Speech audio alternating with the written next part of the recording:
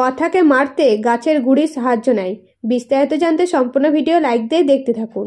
কথা বাসু গুরুজির কাছে যেই জানায় রিচা বাসু গুরুজির সাথে মিলে আছে, এমনকি বাসু গুরুজি বন্যি ফুলের সাহায্যে লড়াই করতে চাইছে, তখন রিচা বলে কথা তো আমার ব্যাপারেও জেনে গেছে। তখন জেনা বলে কথা অনেক কিছু জেনে ফেলেছে, তাই এখান থেকে কথাকে কিডন্যাপ করতে হবে।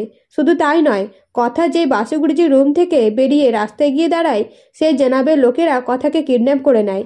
এদিকে অগ্নি কথাকে খুঁজে না পেয়ে কথাকে ফোন করলে জানতে পারে কথাকে কিডন্যাপ করা হয়েছে, তাই সঙ্গে সঙ্গে কায়দা কানুনদের জানায় কথাকে কিডন্যাপ করা হয়েছে, এটা নিশ্চয়ই রিচা করেছে। এবং অগ্নি যখন বলে কথাকে ফোনে পাওয়া গেছিল কিন্তু এখন আর পাচ্ছি না, তখন প্রত্যয় বলে কথার ফোন ট্র্যাক করতে হবে এবং যেখানে লাস্ট লোকেশন দেখায় সেখানে অগ্নিরাজে উপস্থিত হয় এবং বিনায়ক স্যারকে সবটা জানাতে বিনায়ক স্যারও কথার খোঁজ করতে শুরু করে।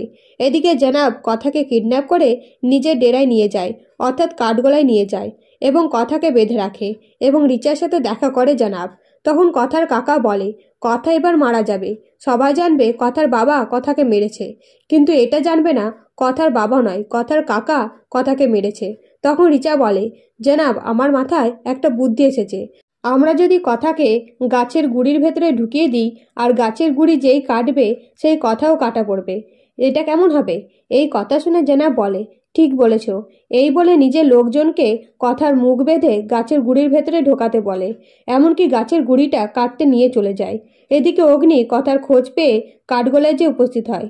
তো বন্ধুরা, কথা যে গাছের গুড়ির ভেতরে আছে সেটা অগ্নি বুঝবে কিভাবে?